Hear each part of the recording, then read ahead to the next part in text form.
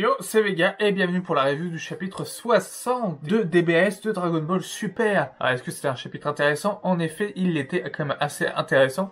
Il était même plutôt sympa, moi j'ai bien aimé. Après, je sais pas trop, j'ai pas encore vu d'avis ou de critiques sur la toile, donc je ne sais pas trop, on va dire, l'aura que a dégagé ce chapitre vis-à-vis des spécialistes comme DB Times par exemple, ou le chef Otaku. Donc voilà, je fais du coup cette review bien avant d'avoir vu leur réaction. Bon, pour pas non plus que ça m'inspire, ou même que ça me donne des pistes à explorer, je donne juste mon ressenti personnel. Et si vous n'êtes pas d'accord avec, c'est bien, ça permet de débattre, et vous pouvez débattre avec de ça en commentaire. Donc on commence par une explosion de ki entre Molo et Goku, qui montre qui aura la plus grosse, parce que du coup voilà, ils se déchargent leur ki, etc. Mais Beerus est étonné, il est étonné, et pour lui ça va à l'encontre de tout ce qu'on lui avait appris, etc. Parce que Goku là il utilise l'Ultra Instinct, parce que s'il est toujours en Ultra Instinct, enfin les prémices de l'Ultra Instinct, mais en explosant son ki, ça comme un Super Saiyan quoi, il utilise un peu sa rage, sa colère, et il fait ça. Du coup, il y a une sorte d'égalité entre les auras qui arrivent à s'entrechoquer. Et après, du coup, bah, c'est la bagarre, c'est le baston. Et les deux font quand même plus ou moins la même chose, sont plus ou moins à égalité aussi pendant ce petit duel. Et ce duel était très intéressant, très bien dessiné. Moi, je kiffe les dessins de Toyotaro. Peut-être que je suis le seul, mais je kiffe les dessins de Toyotaro.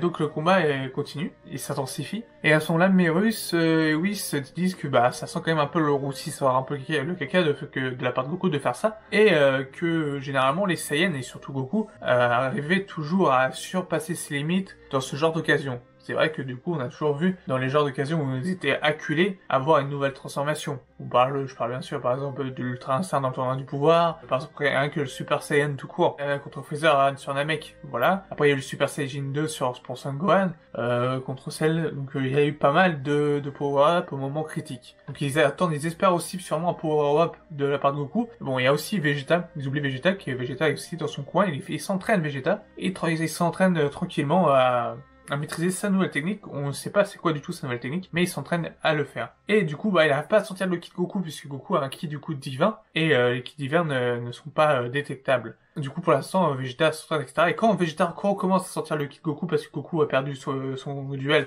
face à Molo, Vegeta commence un peu à paniquer, à commencer à dire bah merde, c'est un peu la merde, vite, amenez-moi sur Terre. Sauf que personne ne peut le faire. Enfin si, on peut le faire, mais ils ont dit que du coup ils n'utilisaient pas la technique du déplacement instantané. Et là j'ai eu peur parce que Vegeta dit bah apprenez-la moi. Je vais la faire, je vais la apprendre, etc. Et j'ai fait non. Non mais non, c'est la marque de Goku. C'est la marque de Goku, le déplacement instantané comme le Kamehameha. Comme si tu veux apprendre les Kamehameha à Vegeta. C'est pas top, c'est pas terrible. Et donc Vegeta s'entraîne au déplacement instantané. Et bon, au début il y a pas, etc. Puis à la fin, quand un des Yardra dit bon bah c'est bon, t'inquiète pas, je vais t'emmener sur Terre quand même, etc. Vegeta il te dit non, je vais le faire. Même si après je pourrais plus le faire, etc. Je vais le faire. Il le fait, il se téléporte devant Goku. Et cette téléportation, c'est carrément le reflet des téléportations de Goku qui se mettent devant n'importe qui, Krillin, Gohan, etc. Bah là, je crois que c'était Krillin, la dernière fois, et qui se met devant, et qui dit, t'inquiète pas, je vais m'en charger, etc. Et là, c'est Vegeta le sauveur, tu vois, Vegeta vraiment, qui arrive en héros, qui arrive en sauveur, etc.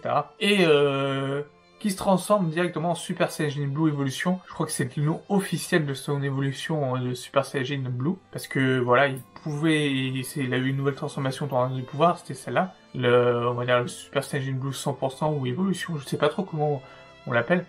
Et du coup, il est prêt à en découdre avec Molo. Et je pense que Vegeta a un gros rôle à jouer de sauveur. Je pense que Vegeta va marasser Molo. Bah, s'il le fait pas, c'est pas Vegeta, c'est Beerus. Parce que Beerus, il veut aider, ça se voit, ça se sent dans les dialogues et tout qu'il a avec Whis. Il veut intervenir et on va pas laisser Molo faire ça, etc. Et Whis lui rappelle les règles d'ange, que les anges n'interviennent pas, c'est au Kaioshin et au dieu de la destruction de décider du coup quelle planète doit disparaître ou quelle planète doit vivre, et que c'est pas à eux, aux anges, qui doivent rester impartials. Et pourtant Beerus, il a envie d'intervenir, il a envie. Et si Vegeta n'arrive pas à battre Molo, peut-être que du coup, on aura Beerus qui viendra quand même, et qui ira du coup se battre façon Epicness, ange, etc.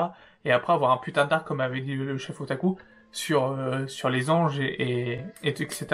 Surtout qu'il y a moyen, vu que Goku n'aura pas maîtrisé l'Ultra Instinct. Et c'est le but aussi, c'est qu'il arrive à maîtriser son éveil et à rester bien en éveil. Déjà, avec les prémices, il a du mal. Alors, avec l'éveil avec l'Ultra Instinct total, ça va mettre encore un peu de temps. Et c'est cool, c'est-à-dire qu'on a encore des chapitres de Dragon Ball Super à avoir. On a encore pas mal de choses à explorer. Donc voilà. Voilà, j'ai fait un peu le tour du chapitre, que j'ai trouvé vachement sympa. Donc je sais pas ce que t'en as pensé, n'hésite pas à le dire en commentaire, à laisser un petit pouce. Donc voilà. Sur ce, porte-toi bien, je te dis à la prochaine.